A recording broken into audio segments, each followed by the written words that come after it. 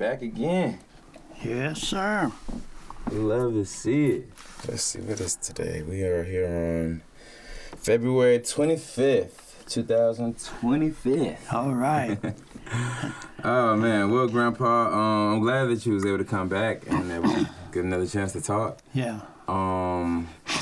We were just looking around in the room. I'm actually curious to know how you feel about that picture, that painting that I was able to get of you and I and Grandma. Yeah. Did it come out all right? Yes, it came out very, very good.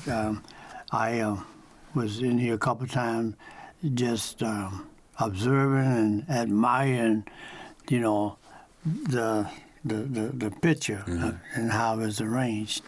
Yeah. And then you got her obituary right where you can see it every time you enter the building, in this room. Exactly. Yeah. So I thought that was nice. Yeah. Yeah. They did a good job on your face, or did they make you look how you thought that you looked? I hadn't looked just like that, but it's enough to identify me. Okay. There. And I said, well, he got me in the right spot there where I can guard her. Yeah. And keep everything else intact, That's it. That's it. All right. Well, let's see. Going back to the earlier days in your life, I wanted to talk a little bit about school and what that was like for you. I know that you told me before you guys had some ways to go from the house to where the school actually was, right? How far away was that? Well, it was always said it was 3 miles we had to walk. Man. And run if you didn't leave in time, because we knew how long it takes to get there. I don't remember how much time it taken, but we just knew. Hey, you look at the clock, and in the distance you gotta go, you gotta get going, man. Gotta be good work. Yeah, and the should I say the bad part or the hard part was. Oops. Rhea Edwards. Sorry. FaceTime video. My bad. Go ahead. The hard part was the weather, because we had to make that run, rain or shine, sleet or snow. So there was no closing school because it rained hard, or you got to run hard if it rained hard. Right. Did it snow? It snowed? It snowed some. Wow. And the snow didn't stop school either? No. No, we still went to school. Okay. Man. And that was, I say, like the hard part of every day. And it was cold and sometimes windy. I mean, it got wintertime. It just didn't last as long as it do here. Not here, but Milwaukee and right. other places. Yeah. It's nothing quite like Milwaukee winters. No. But yeah. So there was never a situation where you got a ride to school. It was always on feet. Well, we got picked up occasionally. Okay. There was people that lived below us had cars and trucks, and they would stop and pick us up. Some, if they happened to be going at the time, but there wasn't no schedule. We had to, what we call hot-footed. I know that's right. Yeah. So what about the principal of your school? Did you have a relationship with that person? Yes. Okay. Yes. Remember the name? The name is Martha Benson. Okay. Yeah. Martha Ross Benson. She was a Ross, and her maiden name was Ross. Okay. So they never did drop that. They always called her Martha Ross Benson. Say the whole thing. The whole thing. Put some respect on that. And she had respect from the community. I mean, not just the ones had kids going to school, naturally those, but people that didn't have no kids going to school, but she had respect from them also. Wow. Yeah. What do you think garnered that? Was it just her nature, how she treated people? How she treated people. She didn't take no for BS, and she didn't go out of her way to, make somebody look small. She came straight down the line. But when she said something, you followed the line. You didn't wait for the second time around. You did what she said. That was a man, he always likes to talk. And this was at a meeting. Okay. And he was talking out of turn. And he had to try to say something a couple of times before. And somebody cut him off and that to keep him from making the fool out of himself, saying stuff that he wasn't supposed to be saying. It wasn't part of the meeting they was in. And after a while, he stood up and his name was Ed. He stood up. She says, "Ed, sit down." And she didn't have to tell him to shut up. He knew that went with the sit down. That was part of it, yeah. It's a bundle. Yeah, she didn't have to say that part. Sit down. And he bumped that chair. I mean, he went down because... Yeah, so that's the kind of lady she was. But she did stuff in the community over and above her principalship. She did stuff that other schools around didn't do. Because she went downtown and complained about conditions and stuff, and she got results. Okay. People would listen to her. Nice. She was a strong advocate for the community. Very much so. Okay. That's what's up. And even her husband knew it. He had a old pickup truck, and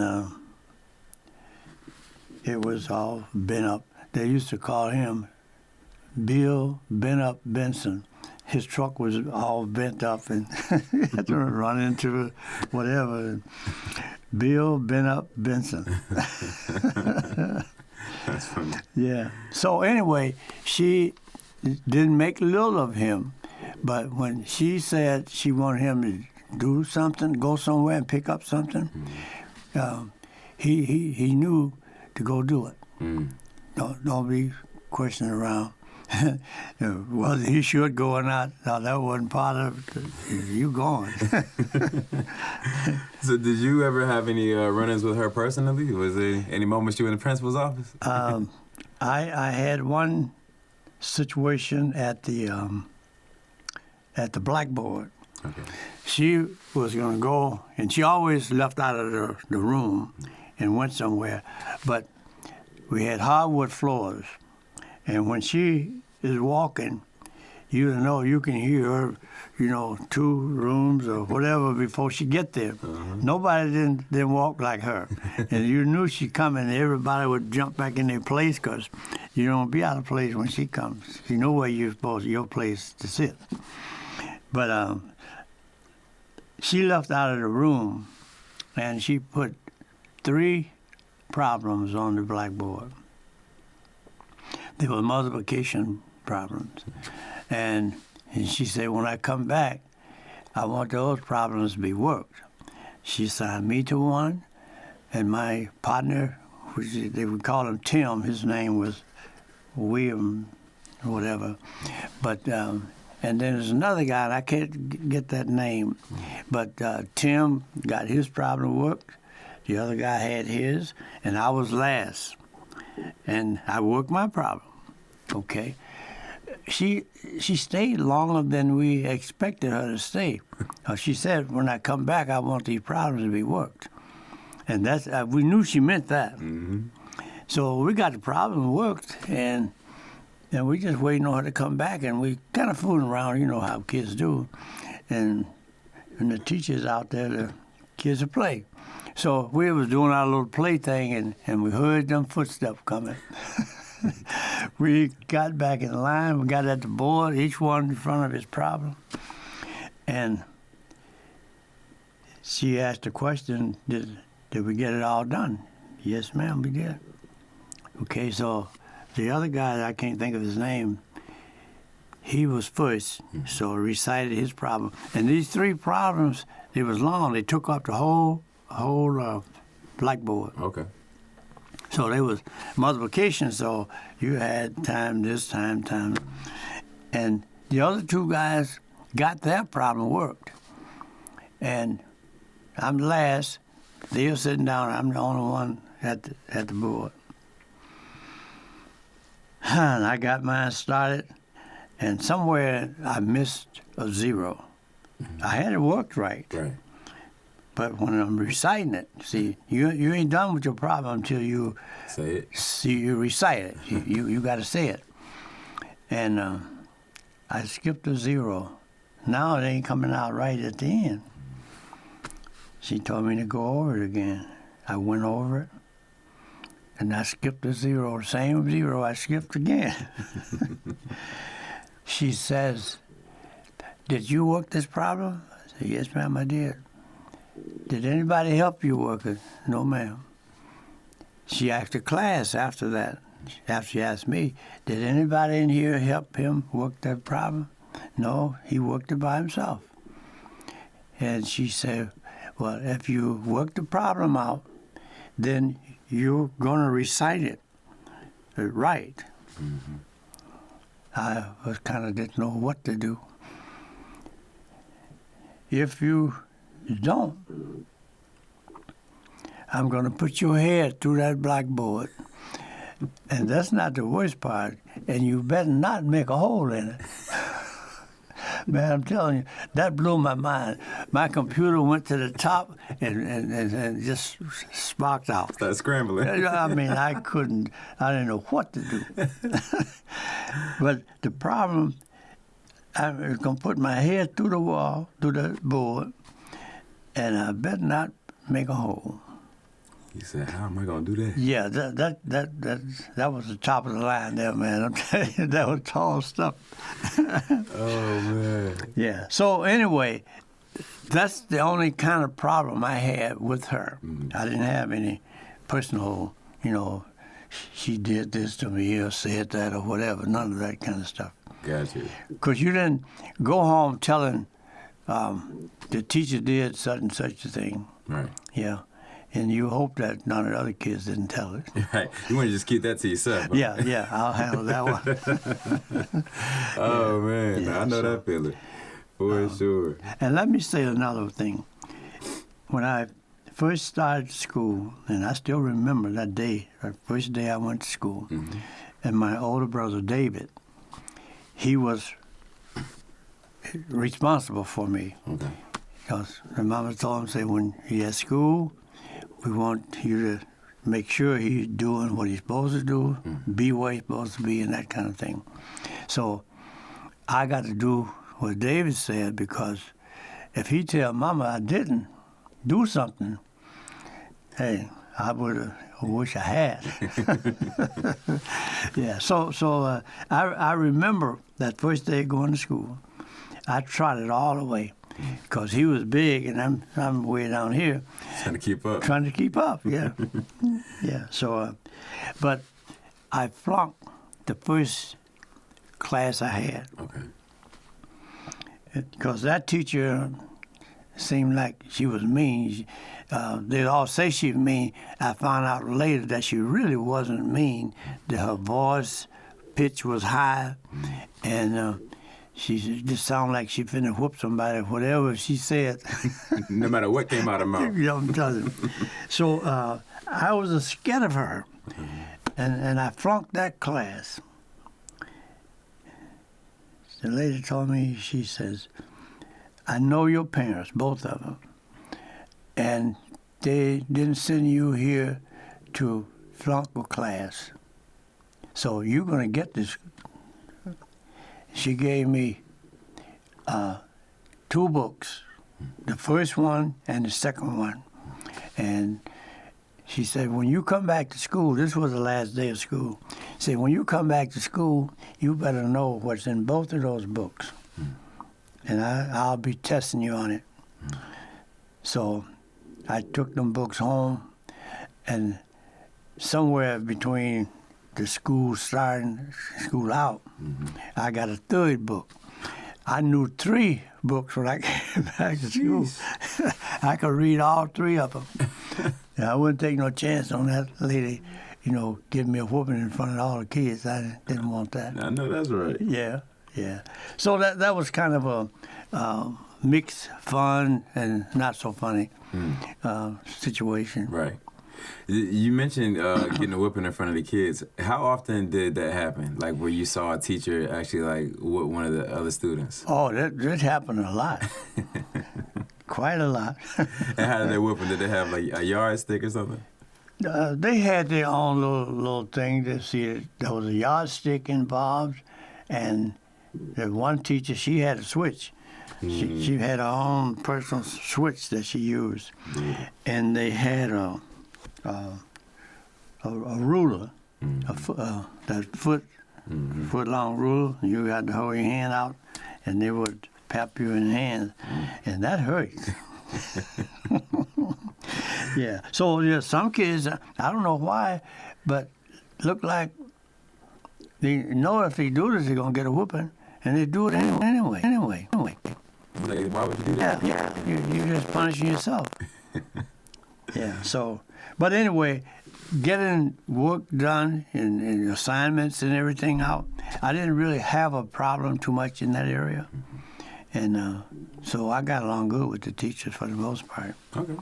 And the one teacher that taught, she only taught 1 year, and they let her go. Now, if she would have stayed, I think I would have been a much more advanced student. She was a good teacher. She was good, and she the one I told you was like mean. She had a high-pitched voice. This lady would talk to you like you and I talking, and no fear at all. And I liked that. Yeah. And so I wasn't thinking I was going to get a whooping from her. Right. So I can work at ease, Less pressure. Yeah. Yeah. I wonder why she ended up having to go. They never did let the public know, but I heard after I grew up that she didn't have a college degree.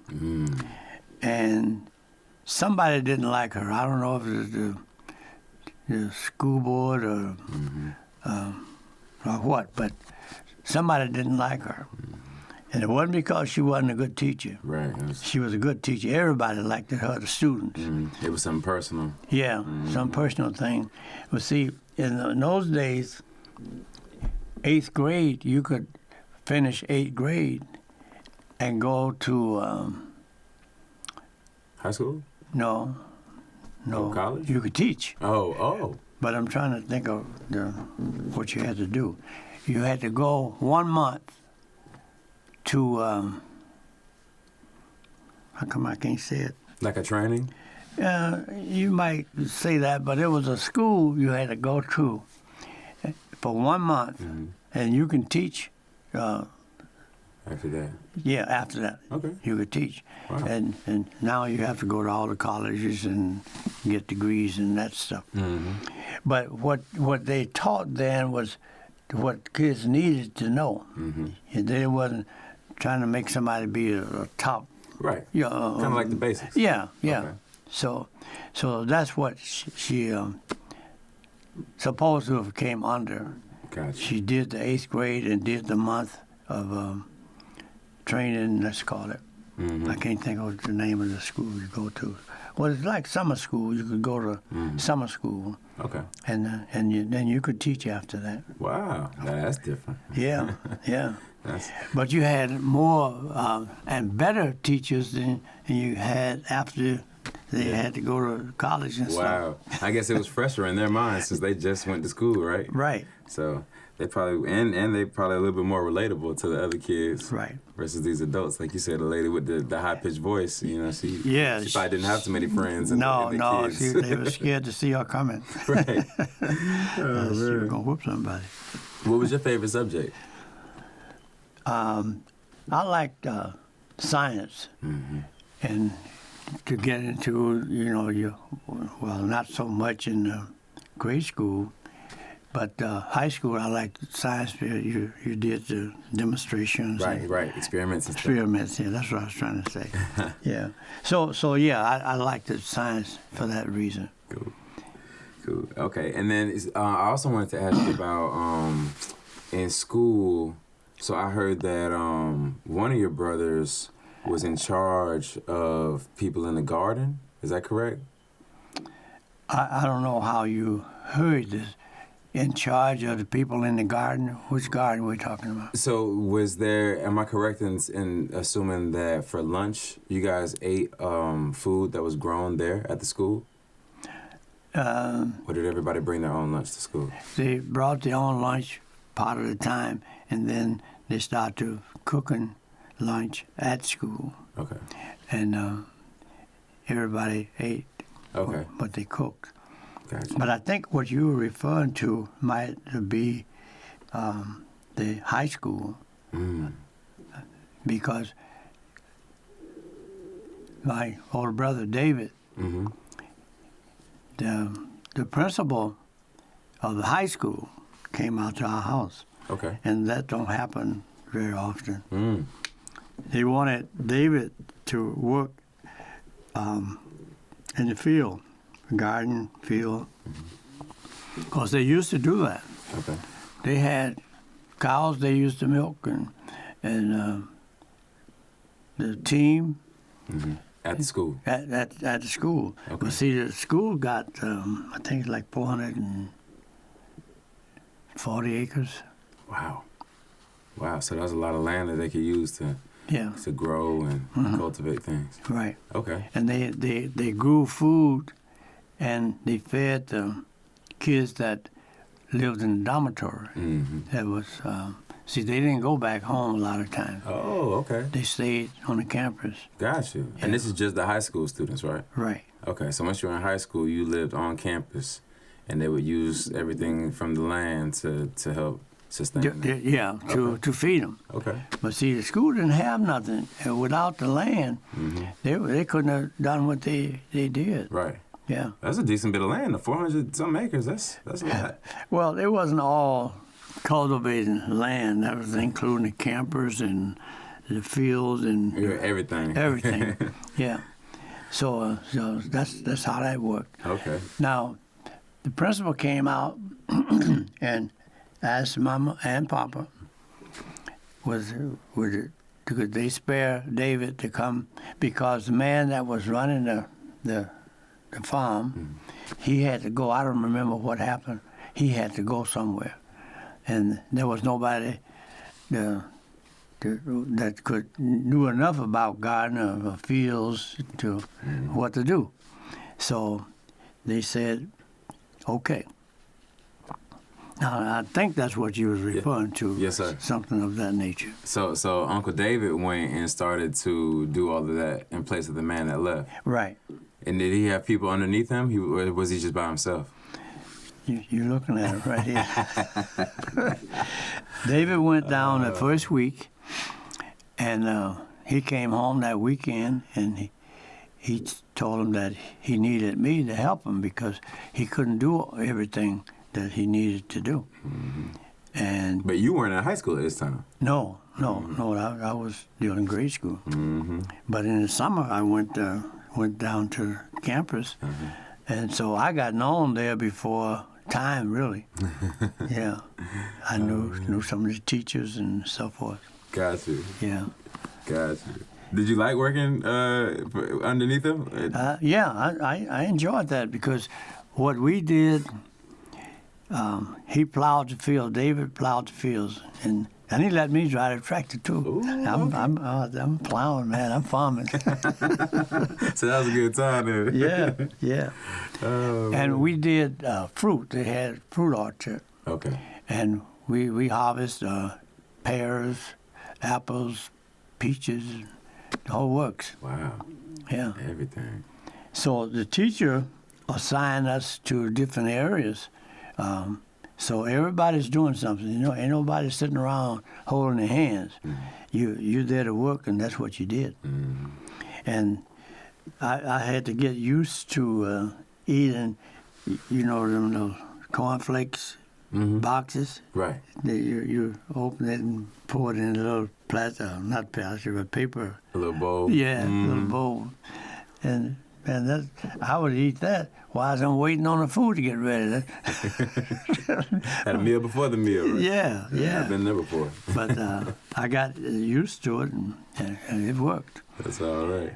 But I also put a couple of those apples or pears where I can get to it a little later. Later on. Yeah. So that's perks of the job. That's all right. Oh yeah, that's part of it.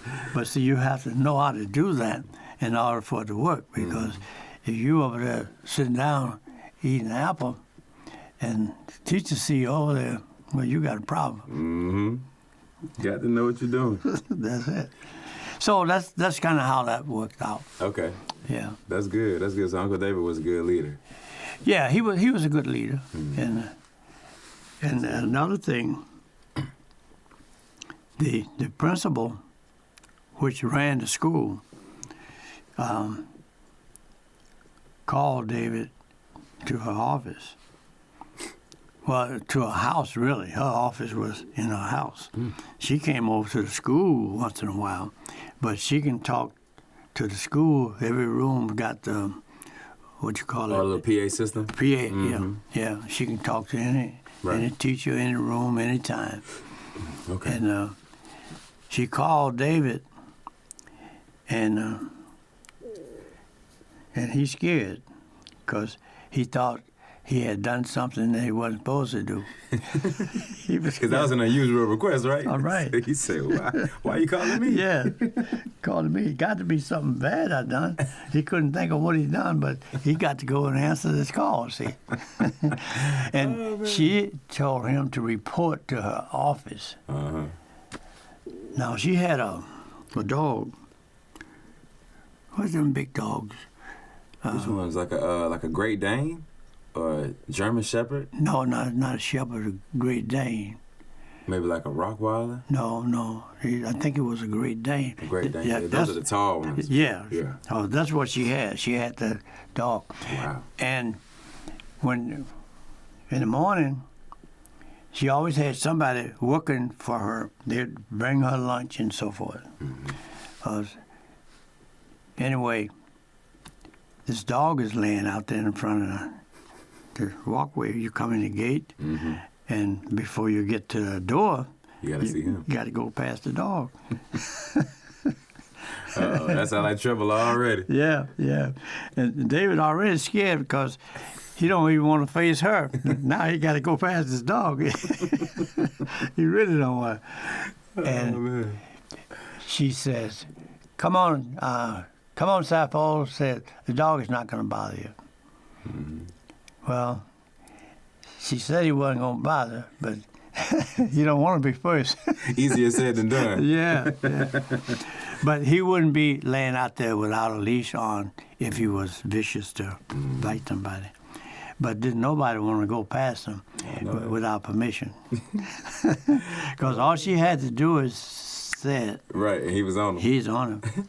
Uncle David said, are you sure? Yeah.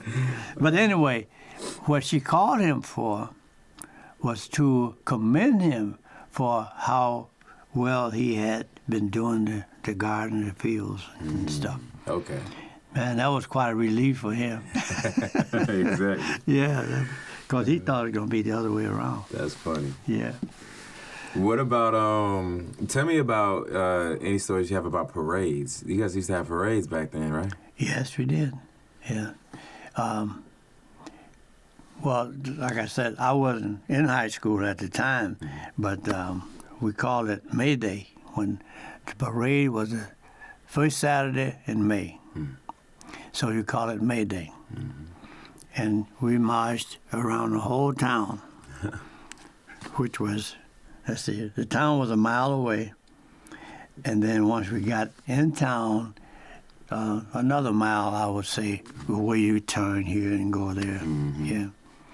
And that was the time of the day or the time of the week or whatever.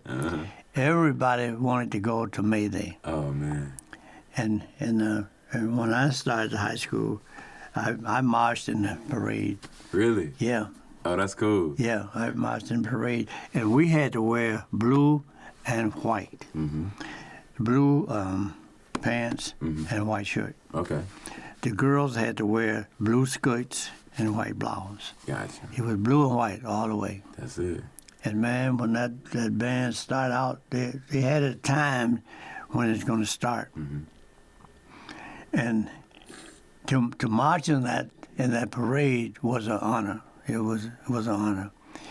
And the parade got to the point where they needed another college to help play in the band. Oh, wow. Because the ones way back couldn't hear plain enough to march by the music. And then now they're flopping up and down. Right. No, we can't have this. You're going to be in step. Right. And the next college away, which is Tupelo, she got that school to permit the band to play in our parade. Oh, that's awesome. So this is a large procession then. Oh, yeah. That's a lot of people. A lot of people. They stopped traffic. I mean, the main highway coming through there, they had signs up 2 weeks before the parade come. You can't use this on this day. Right, let them know. Go somewhere else, another way. And some of the truck driver was complaining that they have to go too far around. Says, I don't care how far you have to go, but you're not coming through town like you usually do.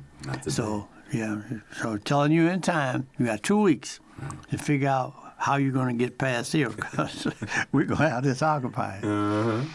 Oh, man. Another thing, Nick,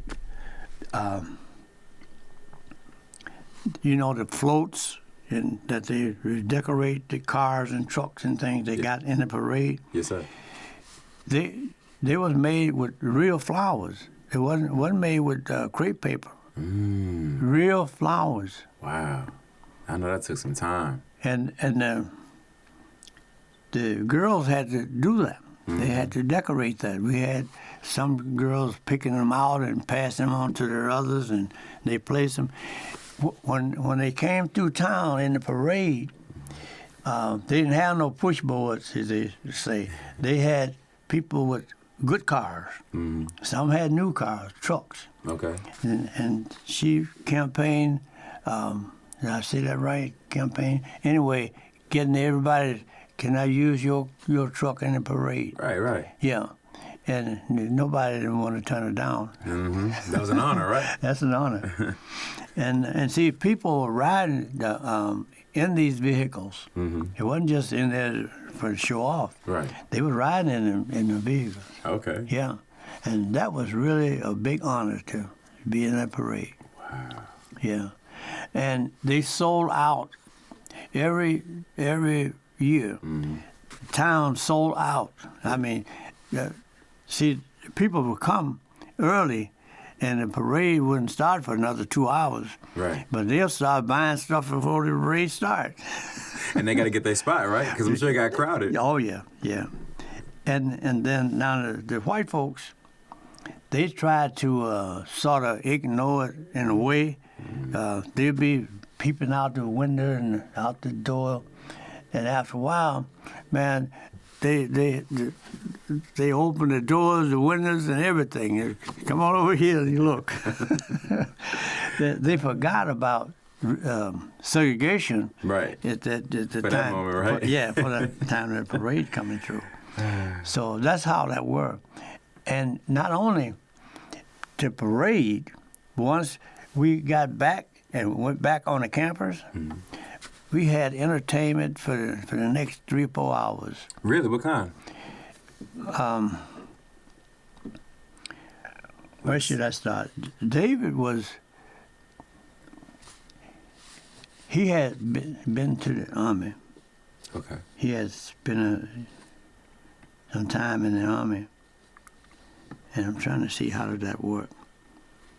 But calling cadence and marching, he knew that from training in the Army. Gotcha.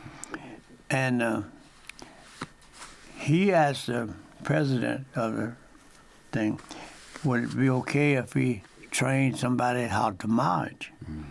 And he demonstrated how it would go. And she okayed it right away. Okay. Yeah. So that was one thing that happens on campus. Okay. When you got back on campus, you put on the marching clothes, and you paraded there, your left flank, right flank, your parade, march, whatever. And that was something that a lot of them people had never saw, because they ain't been to the Army. Oh, that's true. Yeah. So that was one thing. They platted a maypole, they call it. Them girls were skipping around there, weaving in and out, and when they got through, they had them platted that pole all the way down. And you never saw nothing like that. Right. Yeah. That might have inspired some people to get up and go to the Army or something. Might have, but those were things that happened on campus. I didn't name half of them. I mean, it's a lot of.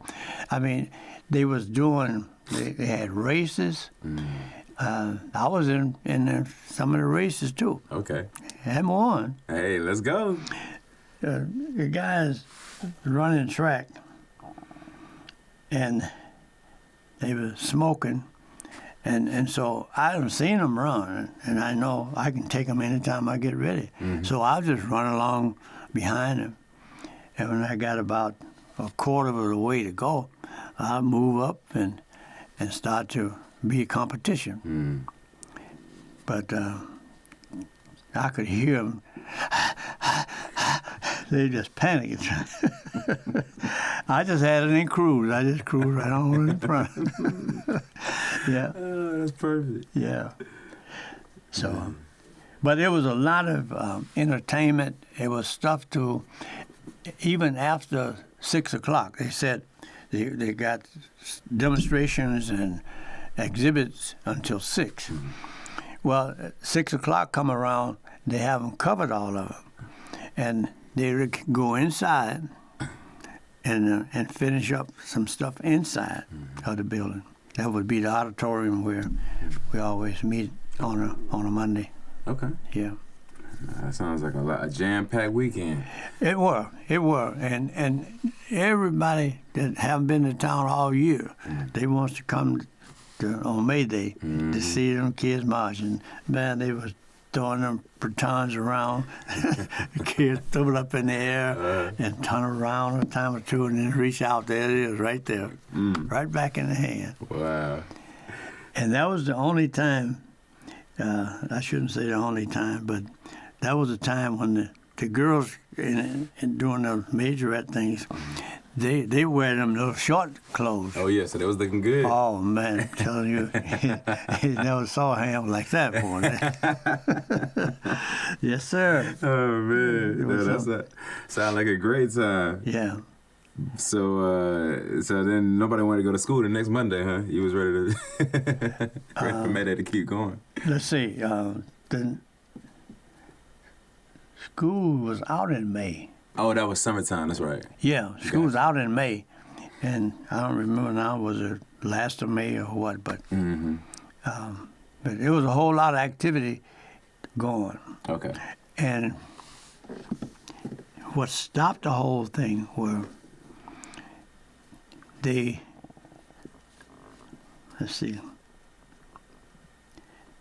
was in May Day, and the white folks tried to imitate our school, but they just saw us marching. They didn't know how it all came together, so they didn't have the experience and the know-how and the dedication to it, and they couldn't cut it.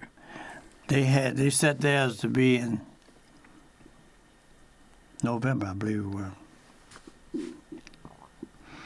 and when they came out there with that little parade, it had to start to get cold. And they got them little shorts on and little thighs and turned red. Freezing. Oh, man. It was a flop. Yeah, that's often how it goes. That's how it goes. You can't imitate this. No, you can't. That's how it goes. Is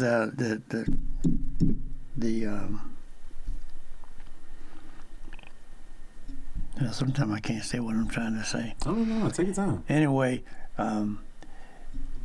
they. Try not to touch this though, because it might throw off the sound a little bit. I'm sorry. No, you good. Yeah. I'll come back to it. I can't get it. Well, let me ask you this. What about, now this is coming from my mom, but she said something about when you were in school, how you would get homework assignments that you had to write down, but you didn't have a pencil. So how did you write down your assignments back then? Well, I wrote my assignments down, but this particular time, the homeroom teacher was giving out assignments for next week, Monday. This is Friday. Okay. And she gave assignments, and I wasn't writing anything. And I didn't know that she was going to call me up to the front. See, we was listed, our seats were listed alphabetical. Okay. So S put me way in the back. Story of my life. I'm telling you, I had to walk past all them kids going up to the front. Now, the drummer of it, I didn't know why she called me, because I wasn't doing anything out of order. Mm-hmm. And when she called, the sound of her voice told me something was serious, but I had no idea what it was. And I got up, my computer running, trying to figure out what did I do, because I know she didn't call me up there to praise me. This tone of voice meant something was off key here. Right. and my name was at the headlines. I went up to the front. She says, "Turn around and face the class." I faced the class. She said, "I just gave out assignments for Monday." And somewhere I asked her, why did she call me up? Mm-hmm. And she said, "I gave out assignments for Monday, so I want you to give this assignment to the class." Mm. I gave that assignment. How do you say that? Verbatim? Oh, verbatim. Oh, yeah, that one. Because she was like, you didn't write anything down, so you must not know what's going on. Right. Mm-hmm. So I turned around and I gave that just like she gave it. Uh-huh. And she complimented me. She says, "That was very good." No, she said, I noticed that when I asked her why did she call me up, she said, "Well, I just gave out assignments, and I noticed you wasn't writing anything down. And I want to know why." I says, "I only had a short pencil." And I showed her the little pencil I had. And so she told me that was very good how I recited the assignment. And she says, "But I want to tell you one thing.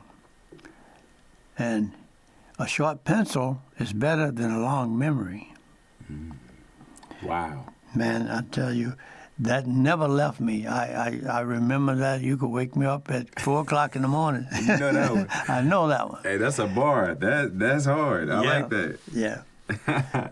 Yeah, she said, "A short pencil is better than a long memory." I said, "Well, I was going to write the assignment down when I got home." She said, "No, you write it down when I give it to you." So that's what she was telling you. Mm-hmm. Yeah. And then, so I know you were athletic. I mean, it sounds like all of you guys probably were. But what sports were you particularly fond of playing? It would have to be basketball and baseball. Okay. Those two. We didn't have a football. Okay. At all. We didn't. See, it was a private school, and we didn't have the money to invest in the football stuff. Okay. No, I mean. So yeah. I'm right there with you with basketball. That's definitely my favorite. Yeah, the basketball, and I was good at it. I could shoot anywhere from, say, that 3-point line on back to almost to the halfway. Half court? Half court. Oh, wow. It was at the place where if you would throw the ball back to me and I don't have to move out of my spot at the half court, I could make 1 out of 3. Let's go. See, you was Steph Curry before Steph Curry. Yeah, I suppose if you look at it that way. You was paving the way. And sometimes I can make 2 in a row. Okay. Yeah. But if you throw it back to me and I would shoot it, and then I don't have to change my position. Right. And then I'll just make a little adjustment this way or that way, see. And I didn't have any trouble shooting the ball, thrusting it out. I'm shooting. I'm not chunking the ball. Right. You know. You had form. Yeah, had form to it. And I would, from right in here, I could muscle that ball out to the halfway court. Halfway goal down there. That's good. Yeah. So you were more fond of offense or defense? Which one would you say is better at? They would probably look at the offense because I did a lot of shooting. Me and another guy, we trade off, and they didn't know who was going to shoot the ball. One of them guys was going to shoot it. Oh, yeah. Yeah, so, the baseball, I could pitch good, and I could throw the ball from the outfield in. Okay. You know, like a guy hit a ball out there, and he gonna get an extra base. That's what he thought. You better count them causes first. Think again. That's right. So I could throw the ball adequately in the home base. Okay. Yeah. And you're a pretty good hitter too? I wasn't a long ball hitter, but I didn't strike out much. Okay. I'd get the bat on the ball and get a base. Okay. Yeah, I was good for that. But the home run ball, it seemed like it didn't line up for me. Yeah, that's difficult. But I could hit as far as getting a base hit. Man, so Grandpa, how often were y'all playing? Is this like recess during school, or on the weekends too, or after school maybe? When we play? Yeah. When did you play all the sports? Like how often? Well, the baseball was like weekends, but also we played baseball on campus too. Okay. And even in grade school, we had a campus big enough for the ball diamond. Good. But we didn't play. We mostly played amongst ourselves because a lot of those schools didn't have the personnel to have a team. You just had a few people, and a lot of them around our community had the church. Okay. Was a school. Gotcha. So they didn't have what it take to do the school thing. Okay. The sports. Was there ever like a like, you know how we have different leagues and stuff now, right? Where teams play against each other. Yeah. Was it ever like a situation like that where maybe like your church played against another church's baseball team or anything, or there wasn't enough people? It wasn't enough people for that, but we did play against other schools. Oh, okay. See, that was other schools too. Gotcha. So we played against those. Okay. And our school was known to be one of the up and going schools. Okay. Yeah. Good. And baseball or basketball too? It was basketball. Baseball, the school didn't have a baseball. Gotcha. That was a community situation. Gotcha. Okay. And that time, I was playing outfield because I could throw the ball in. And the guy that was running the team, he said he wanted me to pitch. And at that time, he can pull you out of outfield and come and pitch. Put you right on the mound. Right on the mound. Yeah. So that's kind of how that worked. But you know where I got I always had a good arm. I could throw real far. But to be adequate, we used to go down to the creek, as we call it. And there's plenty of rocks there. I mean, you can get all the rock you can handle. Well, when we were coming back to the house, we were throwing rocks, and I'm aiming at something when I throw. I wasn't just chunking. Right. I'm aiming at something, and I learned how to make the ball curve. Mm-hmm. I could throw a curve. I had a fast ball, and I had a slow ball, and you don't know which one I'm coming because I wind up with the same wind-up. Every time, yeah. Every time, same wind-up. So you don't know which one is coming until they come out of my hand. But the other guys, they just went down and got rocks too. But they just chunking rocks. Okay. But I had an aim. I'm trying to hit something. You was moving with intention. Right. So you had some purpose. Yeah, there was a purpose there. So, yeah, that make a difference. Who would you say is the next best athlete in the family out of your brothers and sisters? I know you had the best arm. I ain't even gonna ask you if anybody was better. But who would you say was second best?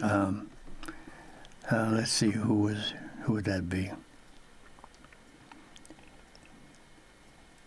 David had a pretty good arm. Okay. But his arm wasn't lengthy. It wasn't long as mine. And let's see, who would that have been? Gene, Luther.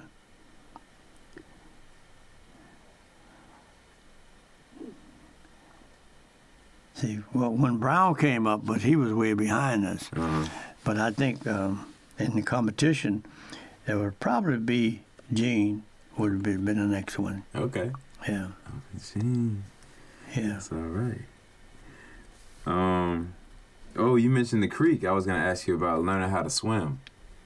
That reminds me of that. Yeah. How did that process go? Well, I learned how to swim at an early age. I was 7. Okay. And it happened at the end of the swimming season, because we swimming outdoors. All through the summertime. Birthday suit, the whole works, you know. Yeah, so let's see. How's the question go again? I was asking how you learned how to swim. Oh, we like to follow the big boys, and swimming hole was the place to go, to be. And we just wanted to go to see the boys swim. And they told us, if you come down here, we don't mind it, but you're going to get in the water if you come down here. If you come down here and just lay around, then we're going to throw you in the water. We're not coming to get you. You're going to swim or drown. It don't take very long for you to be convinced that they're going to let me drown. Some of you almost drowned now. There ain't nobody coming my way. Yeah, so that's how that worked out, and that's how we learned to swim at an early age. Gotcha. Because you had to. You had to, yeah. When nobody coming to see you. Otherwise, you're going to stay home, and that ain't no fun. Right. Yeah. So that's how we learned to swim, through trial and error. And they made believers out of us, because they throw you out there and nobody coming to help you. Right.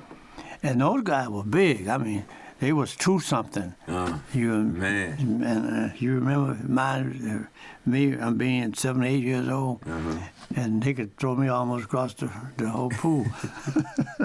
Yeah. But see, I learned something. They would throw me in the water, and a lot of the guys was running from them, trying to keep them from catching them and throwing them in. It wasn't hard to catch. I just let them catch me, because they're going to get me sooner or later anyway. So when they threw me in the water, I would go on down to the bottom. And on the bottom, I'm crawling on the bottom, and I come up over there on the other side. So that wasn't much fun for them with me, because you figured it out. Yeah, and I could hold my breath a long time. I was gonna say, you must have been holding your breath. Yeah, I think that's where I started to learn how to do that. I'm sure it was. Yeah, that was a life or death situation. Huh? Yeah, I got to get out of here. Yeah, I got to do something. So then they stopped chasing me per se, because I wasn't giving them no hard time. Right. He wasn't as fun as some of the other ones. No, they were one of them guys that's trying to run away. They want to see him struggling. That's funny. Yeah. So that's kind of how that swimming part worked. We swam every day after we learned how. But see, my older brothers, David Luther, and there was two guys. They were right down the road from us. Them, and so that was somebody to match somebody, no matter who they were. And then they learned about the swimming hole over the creek, and that's on the other side of the creek. They would come. And it was a big swimming area. I mean, it was never too crowded. There was plenty of space. One thing, I don't know if I mentioned this before, when we would get to the swimming hole, we start taking clothes off before we ever get there, and throw them clothes down. Sometime there'd be snakes swimming around out there in the water where we swim. Whoa. And we get them clothes off so we don't get them wet, and we would dive in there and snakes. We're here now. You got to go over there in the backside of the hole. They didn't want to mess with y'all. No, they didn't. Yeah. That's funny. Yeah. So, but nobody never got snake bit. Yeah, I guess with all that commotion, they didn't want to have no part of that. No, they want to go somewhere safe. Yeah. That makes sense. Yeah. So that's how I went, and I have a swimming story to tell you. Okay. You can go ahead and ask some more. No, go ahead. Tell me. I saved 4 people from drowning. Wow. That's awesome. At 4 different times. Oh yeah. Wow. Okay. So tell me about it. 4 different people too. 2 of them was my cousin. 1 was my neighbor, my friend, and the other one was he wasn't related to us, but the lady up the street from us, he was related to them, but they didn't have no kids.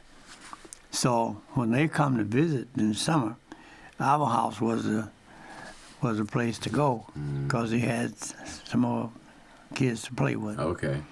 So the first one was the one that didn't have no kids. They came to the house and it had rain, and so we decided let's go down to the creek because you can hear the water roaring from our house. Let's go down to the creek. Okay, we get down to the creek, and we would go. There was a straight stretch. Going. We went up to where the curve where it started to get straight, and go out in the water, not over there where the swift water is. Go out here, and we call that riding. We rolled down to where it turned, and then we got out. Right. Because you don't want to be in there when it get down. Right, you don't want to go too far. No. So you got to make sure you started getting out in time so you can get out before you get to where water turns. If it push you up against that bank, you're in trouble. So that was the first one. The story with that, we were going up, and we called it riding down, okay?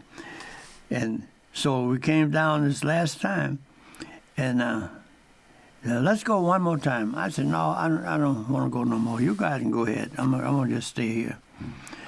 And they went back to one more ride coming down. I stayed, and the kid that was from up the road, he stayed. Okay. I heard him holler, and I looked up. The water had him going downstream. I jumped in the gear, and trying to find a stick. Something reached out there and handed him. I picked up a stick, and I only had a handful of stick. It was rotten. I had a handful of trash. But I kept running. Because he ain't got too far to go, and ain't no turning back. Right. And I got another stick, and that was a good one. And I got there and handed him that stick, pulled him back. Wow. Because he was grabbing onto willow limbs. Okay. And they were breaking. Yeah, snapping. Snapping. As soon as he got to where it's tight, it'll snap. And he got that thing in his hand. Man. Yeah. That's pretty cool. That was the first guy I saved. The next one was a neighbor. He used to come down. He didn't know how to swim, but he used to love to come down and play in the water, in the shadow. Okay. And he was trying to see how far he could go out in the pond. This was a pond. He stepped in a little hole, a little trench. Okay. And he went out there, water right up here to his mouth. And when he stepped in that hole, he panicked. Because he knew he couldn't swim. Right. And he thought that hole was way down deep. Right. And the guy says, "Hey, what are we going to do?" Somebody says, "Let's go down to the barn and get a rope." And they left, went down to go down to get a rope. I left running, going towards him. Yeah. And I got to where he were. I jumped in and swam out to him. And when I got out to him, he was reaching at me. And he caught my hand. He squeezed my hand. I went under the water. Yeah, he pulled you down with him, huh? I went down. Oh, okay. But see, he done been down there. He don't want to go back down. He turned me loose. And I just got him by the waist. And as long as I could hold his breath, I pushed him towards the bank. And gave him a big shove. And I come up and get me a breath of air. Right. Go back down and do the same thing. I did that about 3 times. Okay. And then I had him where he can stand up. Man. So that rope was taking too long then. Oh, man, he'd have been drowned over 2 or 3 times by the time they got there. Oh, wow. Yeah. And, well, good thing you had some quick thinking then. Yeah. So that worked out. That was 2. That was the second time. The 3rd time was my cousin. He was the same age I am. Okay. And over to their house. This was like what we call a government pond. They dig it with the dozer and like that. So there were a bunch of boys, and he says, "Who can swim across the pond?" And a couple of the boys says, "I can swim across the pond," and my name rang out. They knew I could do it, so somebody was calling my name, said I could do it. Okay, well, come on, show us you can swim across the pond. I swam across and back, across the wide way. Right. Not the long way. Okay. And so now the question was, who can swim the long way, which is almost time and a half the short way. Okay.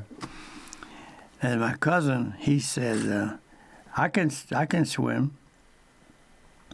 Okay, let's see you swim. So he got about halfway of the pond going the long way. And he caught a cramp. And he couldn't go no further. Oh, man. And then that was again, they said they're going to go to the barn and get a rope. And I ran and pulled him in the same way the other one. But he had to went down 2 or 3 times and had to swallow a lot of water. And when we got him out of the pond, man, rolled him on the ground, and water was just like a fountain coming out of him. Oh, man, so he drunk half the lake. Yeah. You could walk across there. Wow. So that rope trip just wasn't working then. Going to the barn. No, that wasn't working. You go up there and now it's at night. So, okay. Yeah, and how you gonna find a rope and? Right, you can't see nothing. No, can't see nothing. So. Were the first 2, were those at night as well? No, the first 2 was in the day. Okay. But the 3rd time, that was at night. That was at night. Okay. And then there's one more. Where was this at? Oh, this was in the park. You know how they got them lagoons out in the park? Yes, sir. And we had played a baseball game, and we was walking back to the car to take the baseball shoes off and put the regular shoes back on. And I heard the kids hollering, and I looked over there, and I saw one kid was trying to catch a ball that hadn't went out too far. I said, why is them kids playing in that pool? And when I looked, the kid was hollering, and he had his hand up, and he going down. Said, that don't sound like no regular holler to me. And realizing he was in trouble, and I took my shoes off. I don't know, I think I kept my pants on. But anyway, I took off out there and pulled him up, and I'm bringing him back to where he can stand up. Wow. So he had some friends with him, and they all just kind of panicked, huh? Well, yeah, there was some more kids like him. There wasn't no. Right. So the man was standing on the edge of the bank there, and he said to me when I came past him, he says, "I sure thank you for saving my son." Yeah. He says, I would have just had to watch him drown because I can't swim. Oh, man. I can't imagine. And now these cousins was from Chicago, and that's still, one of them still living. Okay. Yeah, the rest of them passed on. Okay. Yeah. Wow. Well, so you've been in some pretty clutch situations then. I didn't ask for them. It's just I was at the right place at the right time. That's it. Because that would have been, all of them would have drowned if waiting on that rope to come back. I'm telling you. Yeah, yeah. If I learned anything, I said, don't wait on the rope. No, don't wait on the rope because it won't be here in time. Oh, man. Well, the last thing I was going to ask you about was just the family dinner that you guys would have back in the day. I guess I'm just thinking about how me, you, and Bree just had breakfast, and made me think about you and like you said, your mom and dad and your brothers and sisters. Did you guys? What was that routine like? Like when you guys sat down for dinner. Well, we almost always got enough to eat. Mm-hmm. It may not have been what we wanted all the time, but it was filling. Mm-hmm. And that way, when we all came to the table, sometimes it was cornbread, sometimes it was biscuits and cornbread, but we got enough to eat, per se. Okay. So that worked out good. And after my sisters got where they could cook, then Mama signed them every other week. Okay. Mosetta and Eveline. One week was Mosetta, and the next week is Eveline. So they was taking turns. Gotcha. And so that's how we ate for a number of years. Okay. Growing up. Okay. Yeah. Gotcha. What about like so since Mama and Eveline and Mosetta was cooking, did that leave everybody else to have to clean up afterwards, like with dishes and things like that? They assigned. I don't remember now if Irene washed dishes when Mosetta cooked, and washing when Eveline cooked. So, I that detail I didn't keep that precise. Gotcha. But everybody had something to do, and we had to do the outside, feed the pigs and milk the cows and feed the horses and so forth. And there's a story too behind the horses. See, the girls they didn't do the horses. Okay. They never did get brave enough to tend to them. No, we just let them go. Let them do the housework. Yeah, Mama used to tell us, y'all come in here in this kitchen and learn something, because you don't know who you're gonna get for a wife, and you may have to do some of your own cooking. So there you go. Get in here and learn it. And we did. Yeah. But the girls never did get past being afraid of the stock, the livestock. So the men used to handle that. Yeah. That's funny. Yeah. So was there ever a time where the roles might have switched? Like, did you ever see your dad cooking? Not really. Only thing I've seen him, he would fry a couple of eggs. Okay. We had sausages when the hog killing time were. Mm-hmm. He'll fry some of that and get a little extra. There you go. But he ain't never made a meal for the family. Oh, man. But what I saw him do, he would stand in back of us. Okay. We had a long table and chairs on one side and at the end, each end. Okay. And then on the other side was a bench. Oh, okay. It had 2 benches, and the little kids sat on the bench, and you had to qualify to sit in a chair. Yeah. Okay. Yeah, you had to qualify. You didn't just go get in a chair. Yeah. Yeah. That's funny. So that's how it all played out, and we made it work, and it just kept on working. Mm-hmm. Somebody was starting in the kitchen, and somebody was graduating from this point to that point. Mm-hmm. And there was something for everybody. Everybody had their role. Yeah, everybody had something to do. That's awesome. Yeah. That's awesome. Okay. Well, any other stories you got that you want to share? I guess we covered most of it. Mm-hmm. That was a good session. Now, you was recording that? Yeah. We're recording right now. You didn't tell me that part. Grandpa, that's why we're in here. Okay.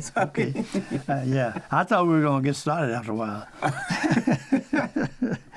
I didn't realize you didn't realize. That's why you're in front of the microphone right now. Yeah, okay. Yes, sir. No, we got everything. All right. I thought we was gonna get started. Yeah. No, we got all that. I think that was a pretty good session, you know. And obviously, you know, we can have plenty more, you know. Whenever you think of something, we'll add to it. Yeah, I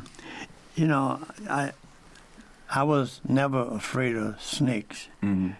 but I had 2. Let's see, was it 2? Oh, I don't know what one of them were. I didn't see it. I just heard it. Uh-huh. Heard the voice. Now I have to go through a tunnel where the trees go over the road, and when you're going through that tunnel, you can't see nothing. Right. I mean, your hand like this, you can't see it. Right. But when I was going to start through there, and I'm by myself, Uh-huh.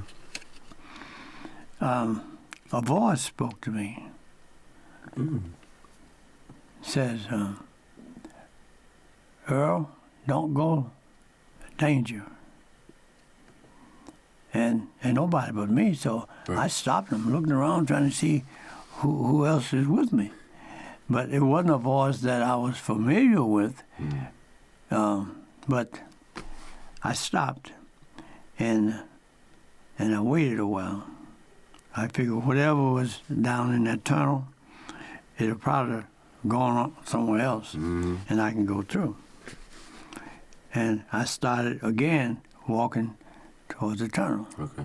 And that same voice spoke again. Wow. Says, danger. Well, my auntie had told me, anytime you over the creek, and I was over the creek, coming to the creek when I heard this voice. And I said, this is the time I should go back to Aunt Marie's house and spend the night. Because she told me, says, anytime you over here and it gets dark or if it rains, don't cross that creek. Just come on here. The door is not locked. Just come in and turn left. I knew where the room was. And go to bed and get up the next morning and go on home. Or if you want to get up and have breakfast with us, you can come on and have breakfast. Okay. But I don't want you crossing that creek at night. Why do you think she told you that? Well, I think it's because whatever is hanging out, usually it's where water is, that's where life is at. Mm-hmm. And so I didn't go through. I stayed outside of the tunnel a good little while. And then instead of going back to my auntie's house, which wasn't very far from where I were, the man came to me, says, take your shoes, socks off, roll your pants leg up, tie the shoes together, put them over your shoulder, and then when you hit that tunnel, say, you better get out of the way, because here I come. And I didn't hear no more voices, but I hot-footed it through that tunnel. And when I hit that creek 2 or 3 licks, and I kept running. I didn't stop as soon as I got across. Mm-hmm. I just kept on running until I got up to where it was clear at. Okay. And I stopped for a breather, and ain't nothing chasing me. I don't hear nothing. So I walked on home. Okay. Yeah. Wow. And so that was one time. And another time, and I don't know what that were, mm-hmm. but something was there. Mm-hmm.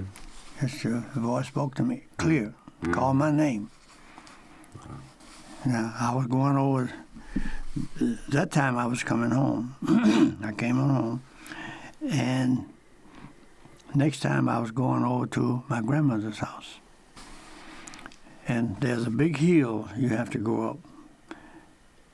And I'm going up that hill, and there's a steep bank. I heard a leaf just in the daytime. Mm-hmm. The other one was at night. The first one was at night, and I heard the leaf cracked. And I looked over there. There was a snake in the ditch in the greater fir, on the same side of the road I'm on. Okay. I stopped. By the way, when I see something, for some reason, I know it's not real. Mm. Okay. But I never saw anything and got scared and started running. Right. I'm not going to run at the crack of the first stick. Mm-hmm. Maybe a rabbit stepped on a stick, and I'm running from a rabbit. Right. You never know. Never know. So I saw this snake. And he was coming down the greater firm, the way I was coming from. And I stopped, and I watched him. And he got there and went straight up that bank. Mm. Now, even a snake can't go straight up. Mm. He has to wiggle. Right, shimmy his way up. Right. Mm-hmm. He didn't do none of that. Mm. And as he was going up, it's real slow. He was going real slow. And the size of him, when he got to the top of the bank, there were weeds and things. He was parting them. I mean, so he wasn't going through. He parted them. Right. That's how big he was. Wow. And I stood there and watched him go on out of sight. And then I went on up the rest of the hill. Said, I know what I do. I'm going to go up here and get out the road and go down here and see where did he go? See what did he do? Mm. Did you hear a voice at that time? Not at first. I didn't. Mm. I started to get through the fence, the white fence. Okay. And that's when the voice spoke to me. The same voice that spoke to me, telling me it's danger. Mm-hmm. That's what he said on this one. Danger. And I stayed there a little while. I don't know how long, a minute or two, whatever. And I'm going to continue. And when I started back through that fence, that voice spoke to me again. Mm-hmm. I stopped. This time when I got started again, I'm reversing. I'm going back where I came. So I said, there ain't nothing bothering me down there. So if I see it, I know it's not real. Mm. And I don't know how much they put up with whoever and whatever it is out there. Mm-hmm. Yeah. So I got back in the road and good to go. Carry on. Carry on. Man. I didn't run. I wasn't scared. I didn't get scared like, what if he's coming, you know? Right. I didn't bother him, so I don't think he's going to bother me. Mm-hmm. And that's the attitude that I took. Gotcha. Yeah. So Holy Spirit was trying to warn you, huh? Was calling my name. Yeah. That's powerful. All I have to do is just do what he says, and there's danger? Mm-hmm. No. Yeah. And that was a snake. I saw him. I didn't see that first one I told you about. I just knew there was something there. Mm-hmm.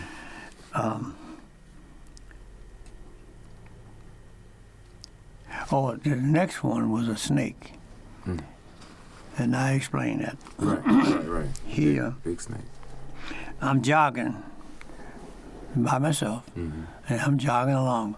And I looked down, my next step going to be right on a snake, and he was every bit this big. Oh, wow. Sheesh. And that's too big to step on him. Right. So You're going to get a bite back. what I did, instead of stepping on him, I know I can't afford to step on him because he'll bite me before I can get off of him. Mm-hmm. I jumped about 4 feet high on the ground. So that'll put me right about here, wouldn't it? Uh-huh. Okay. When I got up here, I thought, oh, wait a minute, I can't come down here. He got his mouth open waiting on me to come back down. Right. I got to move over while I'm still up there. I got to go laterally. Uh-huh. And I had to move over 4 feet in the air without coming down. Wow. I can't afford to go back down because he got his mouth open waiting on me. Oh, yeah. You had to Yeah. put some acrobatics right there. Yeah. You remember who used to do that?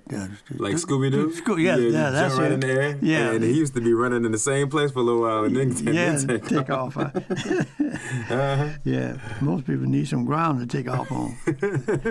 But anyway, when I come back down, when I got through acrobating up here, and I was way over there, and you're talking about scared, because the size of that snake, and I'm by myself, there ain't nobody. I mean, I'm gone. Mm-hmm. Yeah. And so anyway, I was way over there. When I hit the ground, I'm throwing leaves and Right. dirt, Just trying to get out of there. trying to kind of get out. I knew this way there was some sticks, because we put sticks certain places just in case. Excuse me. Just in case. So I knew where some sticks were. And it wasn't far from where this incident happened. So I went over, and my heart was beating, so I thought I was going to jump out. But what scared me was how big this snake were, and if I would get bit or not. Right. That's what was on my mind. And so anyway, I got out over there, and I still want to know where the snake go. After I come down some. Right. I went around, come back the same way I was coming when I was jogging. And he's still there. Wow. I thought he'd be gone. He was still there. Anyway, now I know he's there. I'm going to get a little closer. And I can get me a good lick now with that stick. And before I did that lick with the stick, I discovered it was not a snake. It was a snake shed. He had them shed out of his skin. Gotcha. That's why I hadn't moved. Yeah.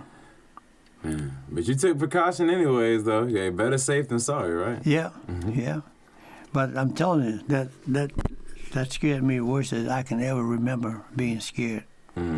Because I feel the bite. That's what I feel. And a snake that size, you can't unbite it. Right. No. No, you're going to feel that. Yeah. You're going to feel that. Wow. How old were you when that happened? I might have been 10. Okay. I don't remember exactly, but... Gotcha. What about the one before that with the snake that you saw that you knew wasn't real? I think that was before this one. Mm-hmm. So I had to be 8, 9. Mm. Yeah. So after I found out there wasn't no live snake, I switched from scared to mad. Maybe do all this stuff for nothing. Right. I'm mad now. And I know he was headed this way. Okay, so I'm following him down through the weeds, and the weeds are getting taller. Mm-hmm. Now I can't see the ground, so I better be extra cautious. Right. And I got so far down in the weeds where I can't see the ground, maybe it ain't safe to go too much further. Mm-hmm.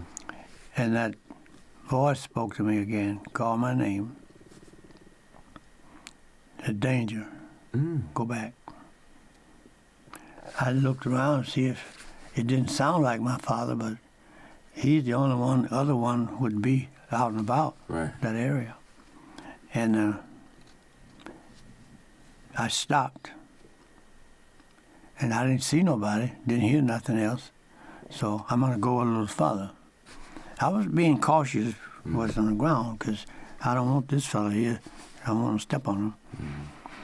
Oh, and that voice spoke to me again. It says, Earl, danger, go back.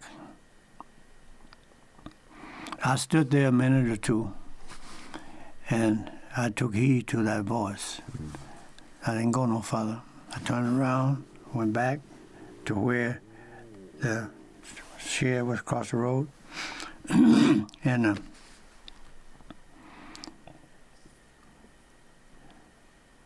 as I was getting close to the little path, I'm not in a road, I'm in a path, more or less. Yeah. And as I was getting close to the path, the adrenaline was going down. Mm-hmm. And I was firing mad up here. And it started to just come on down.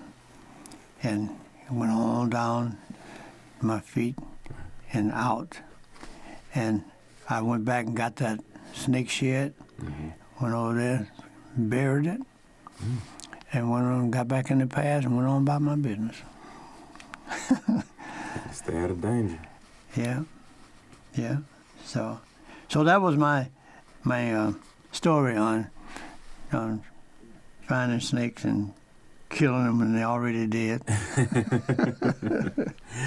It happens like that sometimes. Yeah. Like you said, better safe than sorry, though. Yeah. Oh, that's good. Okay. But otherwise, I travel quite a bit at night when you can't see what you're stepping on or in. Mm-hmm. But I never had a snake to attack me at all. Gotcha. Okay. Yeah. So you were one of the lucky ones. Yeah. The blessed ones, we'll say. Yeah. So that's as the song goes, that's my story and that's my song. Yeah. Awesome. Well, I don't have any more questions. That was great. I think that was a really good one. I have another series that we can talk about another time if you want to. Okay. Not things attacking, but things that happen around the house and so on. Okay, yeah. You want to hear it? Yeah. Okay, I came home one night, and I don't know what time it was now, but I wasn't out there much more than after 11 o'clock. And as soon as I got into bed, I hear a noise outside. There's a window, but we had killed hogs that day. Okay. And there's a window on this side of the house, but the noise is past where I can see out of the window and see what it is, but I know it's something out there. I got up and put my clothes on And I got the shotgun, out of the shift row. That's why we kept it in the corner of the shift row. Okay. And I got 4 shells, I believe. Okay. And I put 2 in the double-barrel shotgun, and the rest in my pocket. Just in case. Just in case, because I'm not going out here to play, because that noise I'm hearing is real. That I know. But I don't know what's making it, the noise. But I ain't going out here for, no. We ain't messing around. Can you come out and play with me? No, sir. No, none of that. So, when I went out the front door, I got both barrels cocked. And I got the shotgun. I'm ready just in case. Got where I could see what was making the noise. When we kill hogs, you hang up a sack with scraps in it, and it'll drip overnight, and now you can do what you're gonna do with the scraps. And I see it's a big dog got the sack moving, and that's what was making the noise. Well, I stood there and watched it for a while and figured out it was a real dog. I didn't want to kill no dog for, just because I got a gun. Right. I said, what I'm going to do, I went back, uncocked the gun, laid it on the porch, and went and got me 2 bricks about like that red thing there. Gotcha. And I got garbage can top. Now, he don't ever see me, the dog don't. He's involved in his apple bite. His apple bite, the bag swing back to him. He'd get him a good licking like that. Well, I walked up close as I wanted to be to him, because I don't know if he's going to accept my offer or not and run, or he's going to try to offend himself and attack me. Either way, if he tried to attack me, I'm going to lay him out with that brick, because I was good at throwing. Right, you said that. I was going to nail him. And when I waited until he going after that sack, I know his mind is not on nothing else. And, what are you doing? Get out of here, boy. He sounded like a horse running. Took off. He took off, and I threw that garbage can top, and I'm making all that noise, scratching on the ground. he was gone. So that time you were the attacker, right? Yeah. And another time I came home, and when I turned out the road, I'm looking at something that wasn't there when I left. But I can't figure out what it is. So I stood there. It took me about 2 hours to get from the road up to the house. Okay. But I'm trying to figure out what am I looking at. I can't make it out. Well, I could go back to the road and go around Big Mama's house, and I can spend the night there. No, I ain't gonna know what I saw. It's always gonna be something standing there if I don't go and figure out what it is. Gotcha. So I made up my mind, I'm going in the house. So whatever it is, you do whatever your kind do. I'm out there. I'm going in the house. And I walked about 3 or 4 more steps, and it was our mule standing there, straight faced, and I couldn't see no head. I couldn't see no image. I'm looking at a big old blunt. This mule was big. Yeah. He was a big mule. And it was your mule, right? Yeah. Okay. But he had a bell on, because he was good at hiding when we can't find him. He don't have to go to work, see. He figured that part out. Yeah, he gonna work from home today. I ain't going to hook me to no plow. Oh man, that's a smart mule. Yeah, he was smart. And then when he moved, then the bell tingled. Right. And then I knew the sound and all. Just went on back in the house. Gotcha. So you didn't hear the bell at first? No, he's standing still. He ain't walking. Oh, got you. Standing still, but he's facing the road, facing me. Mm-hmm. And I can't see no image. Right. And no mule was even part of that. Something is in my way. Right. What's going on here? Yeah. That was a smart mule. But to have the nerve to do that, to face it, going on past it, I'm not going to go by Big Mama's house. That's the easy way. Right. I'm gonna find out what's this in front of me. Exactly. You had to find an answer. Right. I know that's right. And you had to have courage. Well, it took a little bit of courage both of those times because that bag was making noise. Mm-hmm. It was serious. Right. It was serious noise. It wasn't no little squeak noise. Right. And that's late at night too. Yeah. You can't see. You don't know what's going on. No. So that definitely took some courage. Yeah, that took a little bit of courage. And I've seen some other things, and I won't get into it. Those was highlights that I ran past you there. So okay, yeah. Hey, look, I appreciate that because that shows me that you gotta. Most of the time, when you actually do show courage, it doesn't actually turn out to be as bad as what you had first thought. No. You thought it was so big, and it wasn't that big. Mm-hmm.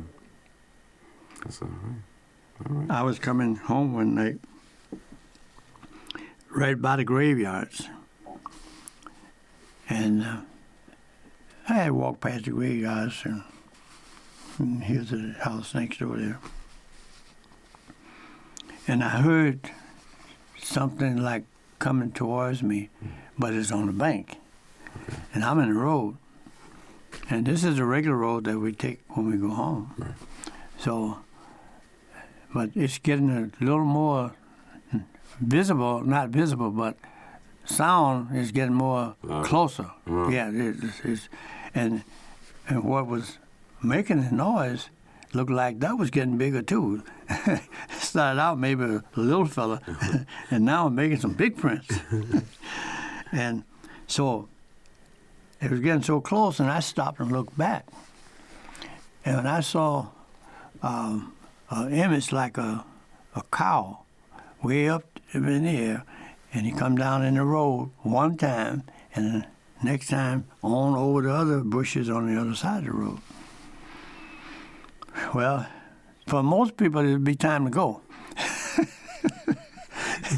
You wouldn't bother with first and second gear. You'll start off in high. Out of there. Yeah. So when it went over the other thing there, and I stopped and watched it in slow motion. He would come down the road, and another one way over there. And so now I'm waiting on him. He gonna show up again. I just felt that way. He gonna show up again. So I'm walking now, and he's trotting. See, it's a dog now. He's coming, and I know he ain't no regular dog because no dog jump that high. So anyway, I stopped. He stopped trotting and started walking. The dog did. So I stopped completely and waited for him. And he came close to me to that chair. And I just stood there and looked at him. And he looked at me. And I started on down the road. So he was coming on behind me, just like a dog would do, run up there and smell something. And he went with me from that point for about maybe a half a mile. Let's see, maybe a quarter of a mile would probably be better. And there was a bank. He went straight up that bank. And he wasn't knocking no twigs down, nothing. Just went straight up the bank. Now, there was another part of the bank was low. He could have just jumped out the road up that little bank. Right. He didn't choose that one. He chose the hard way. And I never did see him no more. Wow. But I missed my takeoff. I didn't push the right button to take off. I guess you didn't need to, though. It was friendly enough. Yeah. Well, whenever I would see something, I've seen a lot of other things such as, but I would somehow know, it would come to me that this fellow is not real as we know animals. Mm-hmm. He's a. So you think spirits visit in the form of animals sometimes? I think so, because I have seen animals that would be this size, and then they'll be another size, and they didn't go nowhere. They changed clothes right there in front of me. Wow, that's awesome. That's different. I've never really heard of spiritual encounters like that before. I've heard people talk about like angels and things like that. Yeah. But there's nothing limiting them from looking like a human versus looking like a dog or something, you know? Yeah. I never thought about that. I never witnessed that I saw hate. Most of the time it'd be at night. And I couldn't see good enough I never saw, my name is Hank. I'm a Hank. I never saw that. So why am I going to run from something that I don't know where I'm running from? Right. And I have never been attacked by something that, that would attack you if you're going through the jungle or something. Right. Yeah. Wow. Yeah. So that's my line, and I never figured on bothering anything, and I didn't think that was going to bother me. Yeah. Yeah, I mean, like you said, if it was something that would have hurt you, you probably would have heard the spirit saying danger. Yeah. But if the spirit's not warning you, then it must be on the same side. Okay, right? yeah. Right, it must be okay. Well, I figure I'm not gonna go out of my way to get out of here. I ain't gonna carry on like that. I'm going on down the road, and if he don't stop me, I'm gonna go on by my business. Yeah. And if he stop me, he got to do whatever things do that stop people. Exactly. Yeah. We'll handle it then. So, do you believe in guardian angels? You think we all have? I mean, obviously the Lord watches over us all, but do you think that there's an angel out there that kind of like guides you along the way? I would think so in a way, because I've been up against things that wasn't real. So if they wasn't guardian angel, what kind of angel was they? Right. They wasn't harmful. They didn't do me no harm. And like I said, I always felt that if I don't bother you, you ain't gonna bother me. But then if I make the first move, you may have a bigger move than I got. Then what am I gonna do? So it's best not to get involved trying to test wits here, because you may not have the biggest wits. Yeah. So. That's good. Okay. But the one thing that I've never been was scared, and the other one is weak. And those two I didn't recognize, because when it happened to me with that virus, I had never been in that situation, and I didn't know how to be weak. I had never been weak from down here on up. Right. I was able to protect myself from whatever was in the way. And that's what they say one of the main traits of COVID is. It causes you so much fatigue you can barely do anything, right? Right. Yeah, that's different for sure. Yeah, it did a number on me, and so. But I'm thankful for that I came through it with a little left. But man, I'm telling you that got to me to the point where I didn't know which way to go. Yeah. Nah, you're not the only one. That shook up a lot of people, a lot of families. And a lot of people lost their life behind that. Exactly. Yeah. And it's still out there now, Like, I mean, thankfully we got more treatments and things like that to help folks. But in this heyday, it was a real trip. Yeah, sure. It was running loose, eh? Yeah. Well, I guess we can close out then. No, we done covered most of the highlights. Yeah. No, that was a good. That was good for today. I think we covered a lot. Yeah. Thank you again for coming.